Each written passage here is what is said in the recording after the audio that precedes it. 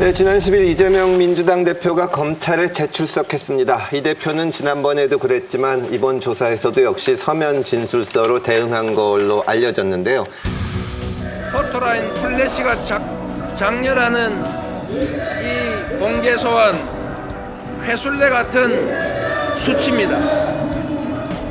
사실 많이 억울하고 많이 힘들고 많이 괴롭습니다.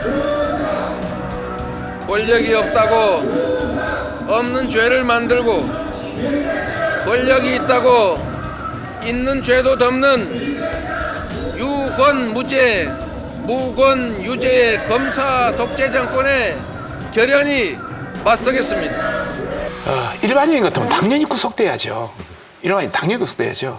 본인의 제도에 위중하고 또 어떤 협조하지도 않고 뭐 여러 가지 관점에서 가면은 서면 진술서만 내고 묵비권은 계속 행사하기 때문에 신병 확보 차원에서 당연히 구속돼야 되는 거 아니겠습니까?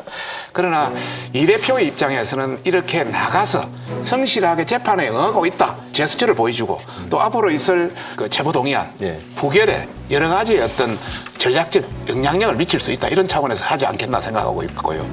전반적으로 봤을 때는 이재명 대표의 여러 가지 어떤 증거 또 정은 이런 걸 본다면은 결코 이렇게 계속 빠져나갈 수는 없다. 저는 그렇게 생각합니다.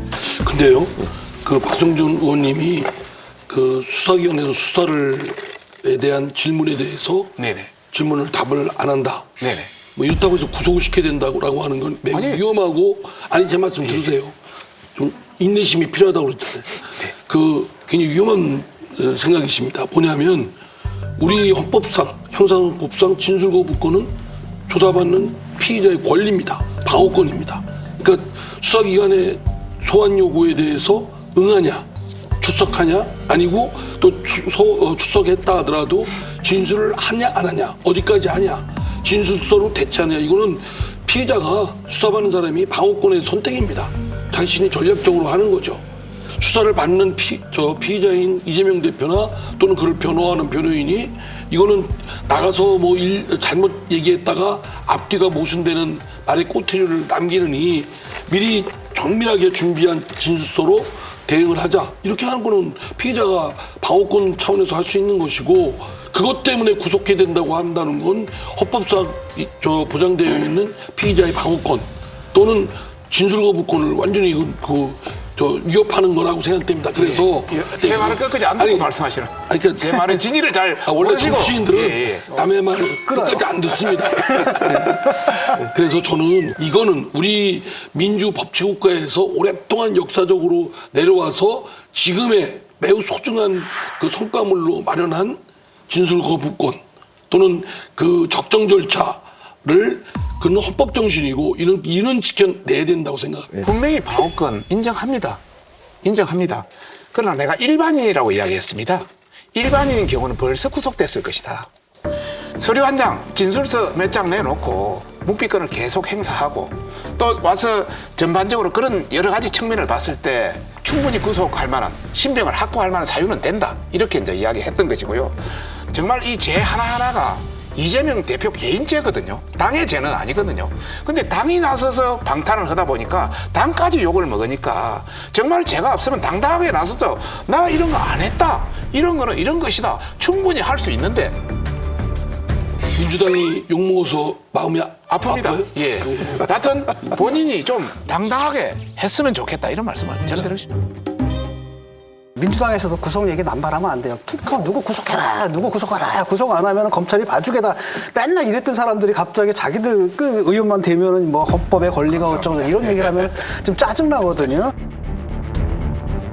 그리고 다음에 솔직히 말해 일반인이란 벌써 구속됐죠, 이건. 그건 분명한 거고 지금 특권을 누리고 있는 건 사실이고요. 그 검찰 진술서를 봤거든요.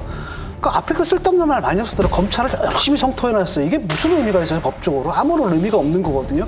검찰에 내는 게 아니라 자기 지지자들한테 보내는 메시지를 좀 한 절반을 그걸로 떼었더라고요.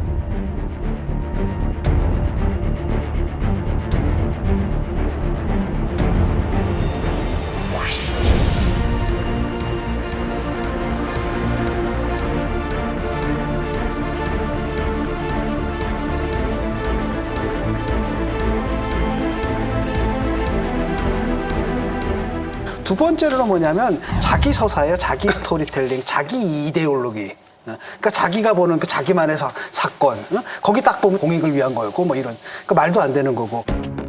검찰들의 이제 증거, 증인들이 막 있는데 거기에 대한 반론은 하나도 없어. 다 비어 있어요.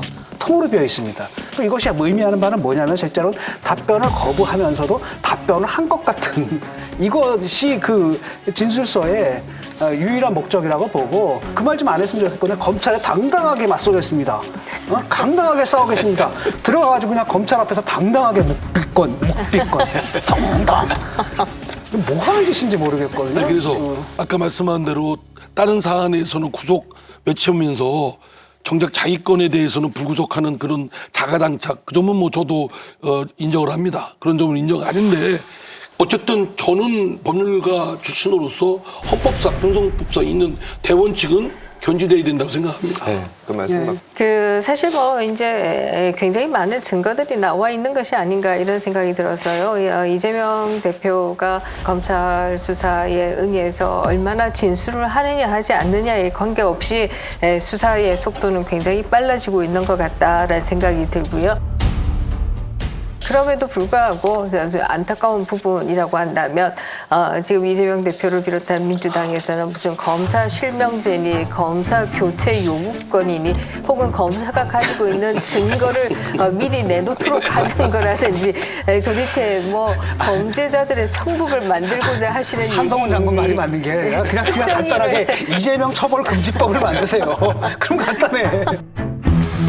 169석의 힘을 이용해서 이재명 대표에 대한 범죄 수사를 어떻게든 막아보려는 거라면 차라리 그렇게 사법 시스템을 흔들고 망가뜨려서 국민들에게 피해 주는 것보다는 콕 찍어서 특정인은 죄를 저질러도 처벌받지 않는다는 내용을 명문화한 그런 법을 만드는 게 국민들에게 그나마 덜 피해 주는 일이라고 생각합니다.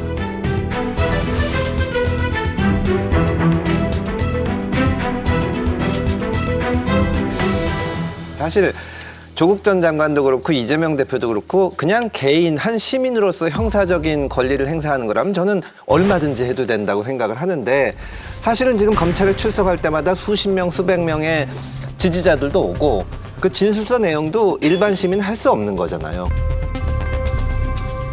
그 당대표를 맡았으면 동료 시민들에 대한 의무죠. 그런 거를 밝히고 하는 게. 그러니까 이 개인으로서 한 시민으로서의 형사적인 권리하고 지금 하는 태도에 대한 비판하고는 좀 다른 얘기가 아닌가 하는 조국 전 생각이 장관에 듭니다. 대한 얘기를 했으니까 조금 부언을 드리면요. 조국 전 장관이 검찰 수사에 임할 때마다 법정에 가서 얘기하겠습니다라고 얘기를 했고요.